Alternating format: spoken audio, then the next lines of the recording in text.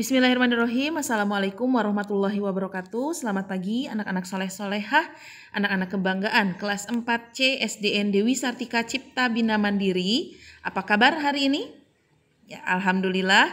Semoga hari ini kita selalu diberikan kesehatan oleh Allah Subhanahu wa taala, dan hari ini juga kita akan melanjutkan kegiatan pembelajaran seperti biasa. Setelah kemarin kalian bisa sedikit bersantai ya, meskipun harus tetap belajar dari hari Kamis, Jumat, Sabtu, dan Minggu, karena kemarin kita sudah melaksanakan hari ulang tahun sekolah kita yang ke-21.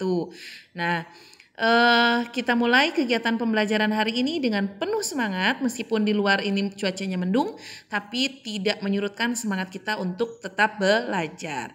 Nah, jangan lupa sholat duha tidak boleh tertinggal ya. Sholat duhanya, jaga kesehatannya dengan mandi dan sarapan setiap pagi.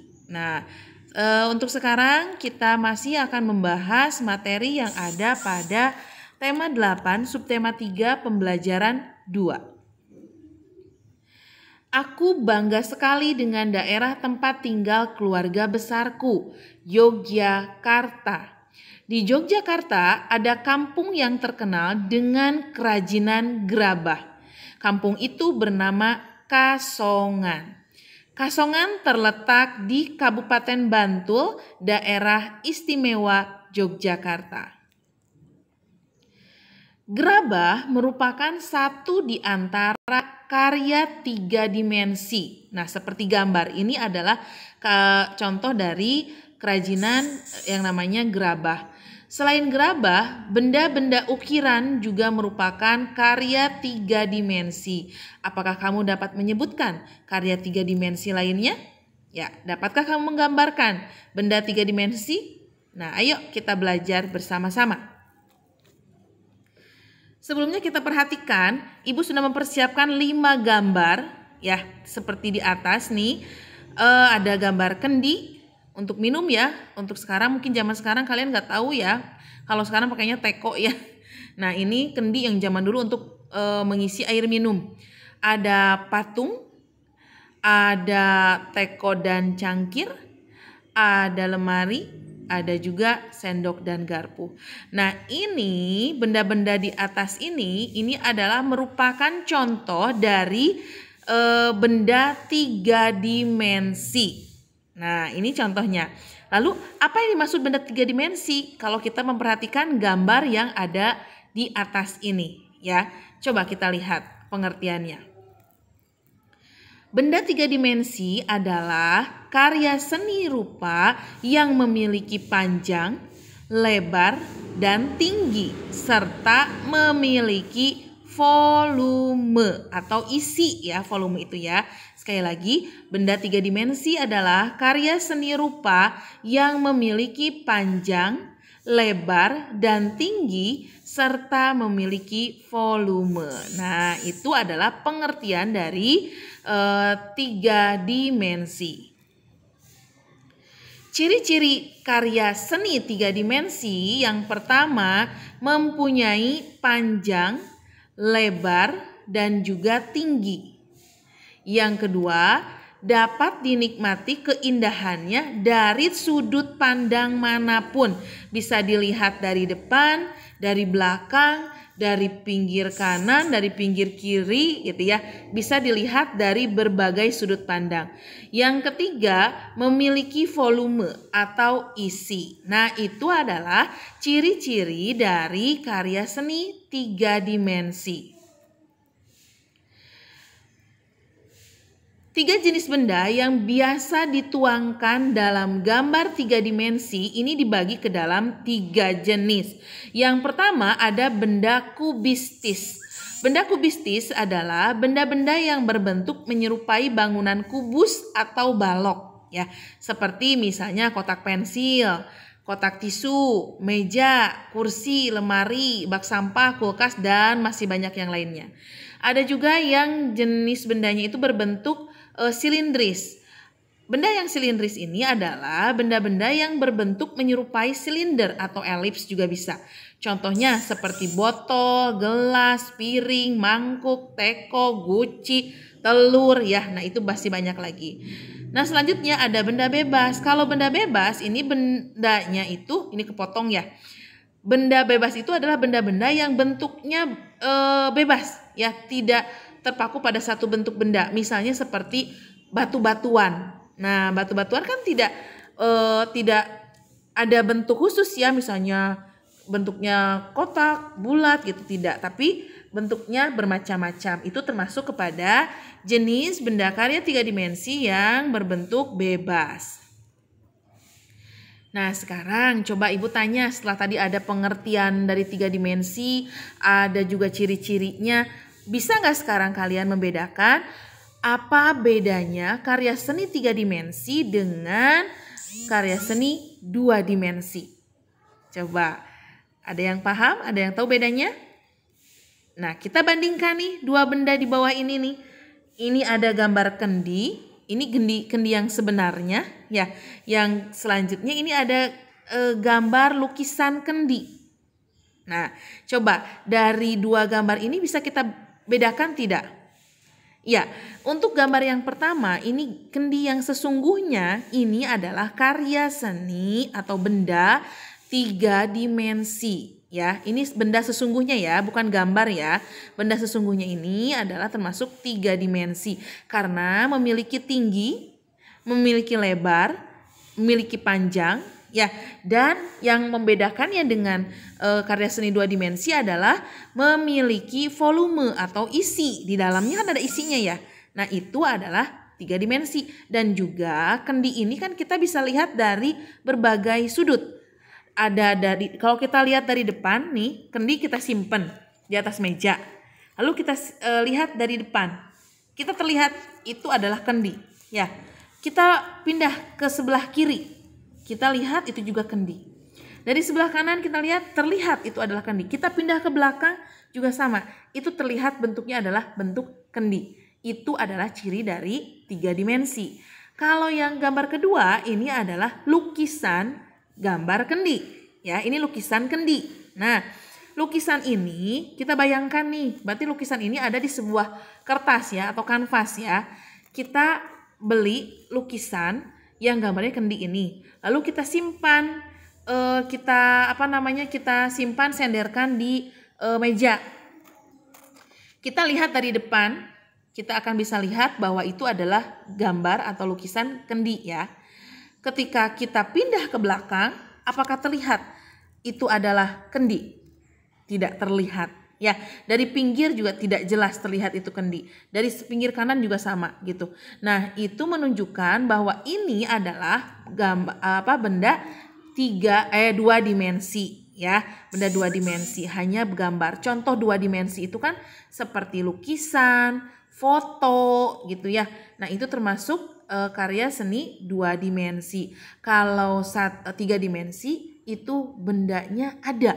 Bendanya sesungguhnya. Ya, ada isinya. Nah, seperti itu ya. Itu perbedaannya dari karya seni 3 dimensi dan 2 dimensi. Nah, seperti ini nih gambar ini kendi ini tadi kita ulang. Menggambar bentuk merupakan cara nih menggambar bentuk itu seperti contoh ini di pinggir ini nih ada gambar kendi. Menggambar bentuk ini merupakan cara menggambar dengan meniru objek yang mengutamakan kemiripan rupa.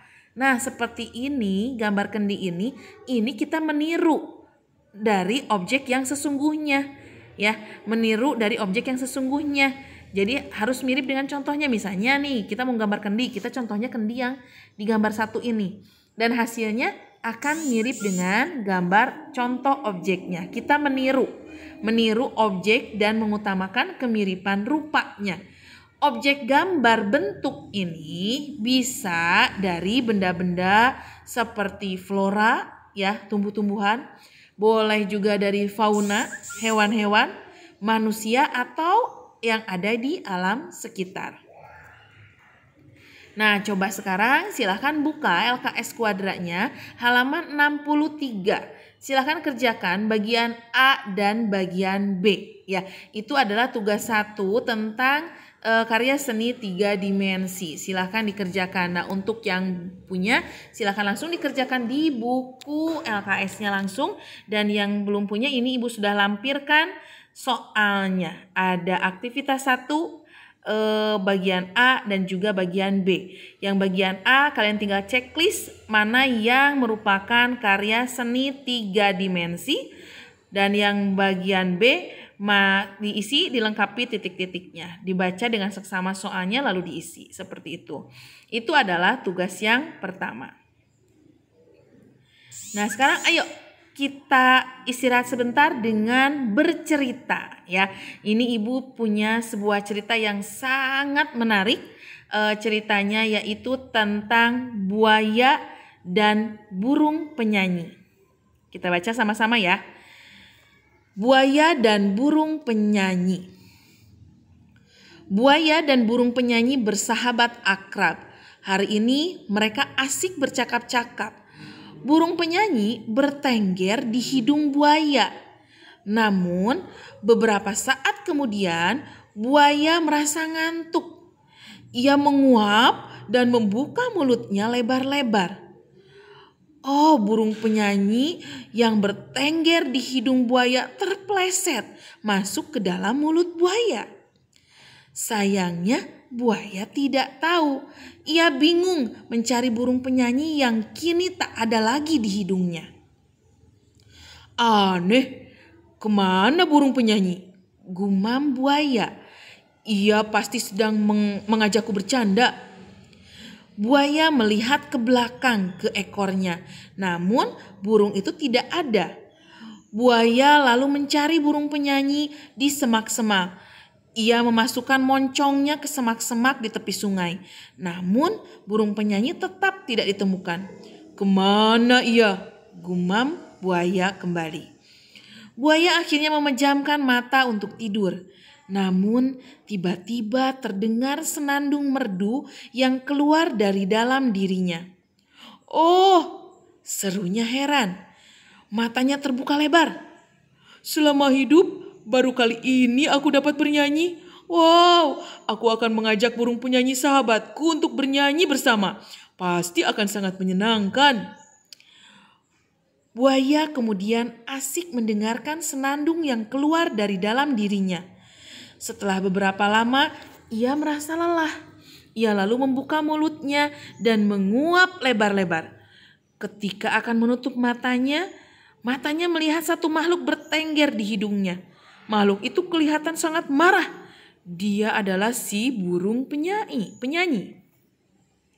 Kau jahat, omel burung itu. Mengapa kau tidak memberitahu kalau kau ingin membuka mulut? Aku terjatuh ke dalam mulutmu tahu, menyebalkan. Buaya mengenyitkan dahi. Jadi, katanya, senandung yang terdengar dari dalam diriku itu suara senandungmu, bukan senandungku. Iya, jawab burung penyanyi. Ekornya digoyang-goyangkan. Kau tahu, kau tidak bisa bernyanyi sama sekali. Suaramu sangat sumbang, tak enak didengar. Buaya sangat sedih mendengar perkataan itu. Air matanya menetes. Burung senandung itu bukan suaraku, katanya Pilu. Kau tahu aku ingin sekali bisa bernyanyi. Kupikir aku sudah bisa bernyanyi. Ternyata, oh betapa malang, aku yang memiliki suara buruk. Burung penyanyi merasa iba. Ia segera mencari cara untuk menghibur sahabatnya. Teman, bagaimana kalau kau membuat gelembung-gelembung air dan aku bersenandung? Kita lakukan bersamaan. Suara yang terdengar pasti sangat enak didengar. Buaya setuju. Ia lalu memasukkan moncongnya ke dalam air dan membuat gelembung-gelembung. Burung penyanyi bernyanyi. Suara nyanyiannya sangat pas dengan gelembung-gelembung air yang dibuat buaya. Buaya senang sekali. Sejak itu mereka berdua selalu melakukan hal itu setiap hari. Ya, cerita ini sangat menarik menurut Ibu karena banyak sekali hikmah yang bisa kita petik dari cerita buaya dan buaya dan burung penyanyi ini ya. Coba kita jawab beberapa pertanyaan yang ada di LKS. Kita jawab sama-sama ya. Nah, silakan nanti kita bahas dan kalian isi di buku tapi bukan termasuk tugas ya. Yang pertama, coba dari cerita tadi, di mana awalnya burung penyanyi itu bertengger? Ya, awalnya burung penyanyi itu bertengger di atas hidung buaya ya. Yang kedua, mengapa burung penyanyi masuk ke dalam mulut buaya? Ya, karena burung penyanyi terpleset ketika buaya menguap dan membuka mulutnya lebar-lebar. Yang ketiga, kemana awalnya buaya mencari burung penyanyi saat menghilang? Nah, buaya melihat ke belakang, ke ekornya. Itu untuk pertama kali mencari burung penyanyi. Yang keempat, apa yang burung penyanyi lakukan untuk menghibur buaya? Burung penyanyi meminta buaya untuk membuat gelembung-gelembung air dan burung penyanyi akan bersenandung. Nah, yang kelima terakhir, sikap apa yang kamu temukan dalam cerita fiksi tersebut? Coba, sikap apa? Sikap saling menyayangi antara buaya dan juga burung penyanyi. Ini terbukti ya ketika ketika burung penyanyinya itu hilang, buaya mencari ya. Karena mungkin dia berpikir bahwa burung penyanyi itu hilang. Yang kedua, ketika buaya bersedih karena ucapan burung penyanyi yang mengatakan bahwa tidak memiliki suara yang enak, lalu buaya bersedih, burung penyanyi menghibur buaya dengan cara mengajaknya untuk membuat gelembung dan burung penyanyi bersenandung. Nah, ini adalah contoh sikap yang perlu kita tiru ya. Ini adalah contoh sikap yang sangat baik sekali, yaitu saling menyayangi dengan teman ya. Saling menyayangi, saling menghargai gitu, tidak boleh mencela dan apapun kita harus saling membantu. Nah, itu adalah contoh atau pesan moral yang ada pada cerita buaya dan burung penyanyi.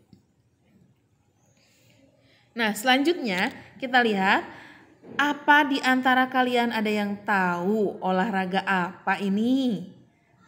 Ya, ini adalah permainan bola basket. Ibu yakin mungkin ada yang sudah pernah mencoba ya bermain basket di rumah dengan ayah, dengan mama atau dengan teman. Nah, ini adalah permainan bola basket. Bola basket itu dapat masuk ke keranjang lawan jika diberikan gaya. Gaya merupakan tarikan atau dorongan yang mempengaruhi keadaan suatu benda. Ini sudah pernah dibahas di pembahasan sebelumnya. Gaya dapat menimbulkan perubahan gerak atau kecepatan pada sebuah benda. Gaya mempengaruhi gerak. Pemain bola basket mempunyai keahlian melempar dan membawa bola dengan teknik memantulkan bola ke lapangan.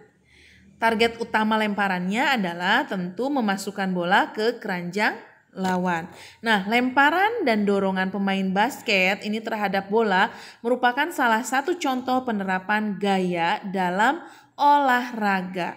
Gaya yang dilakukan oleh pemain basket mempengaruhi gerak bola basket tersebut ya. Jadi, gaya ini dapat mempengaruhi gerak dan kecepatannya suatu benda. Nah, silahkan tugasnya kalian lihat tugas ini ibu ambil dari buku Kemendikbud. Jadi ini ibu ambil dari buku Bupena. Jadi tidak ada di LKS Kuadra ya. Ini contoh, ini adalah tugas keduanya. Nah, yang pertama ada 2 buah gambar A dan gambar B. Silahkan kalian simak gambarnya. Yang pertanyaannya ada 4, A, B, C, D. Yang A, menurutmu gambar mana yang akan mengakibatkan batu terlontar? Ya, batunya akan terlontar pada ketepel ini dengan posisi ketepelnya yang mana? Yang A atau yang B? Yang B, bagaimana dari bagian mana dari benda pada gambar tersebut yang memanfaatkan gaya pegas? Bagian mananya yang merupakan memanfaatkan gaya pegas? Yang C, bagaimana cara membuat lontaran batu lebih jauh? Caranya bagaimana agar lontaran batu itu terlempar lebih jauh? Bagaimana caranya? Coba ya. Yang D, tuliskan hubungan gaya dan gerak pada gambar tersebut. Nah, dijelaskan hubungan gaya dan geraknya itu seperti apa. Nah, itu adalah tugas yang kedua. Silahkan dikerjakan dan dikumpulkan seperti biasa jam 9 malam sampai jam 9 malam.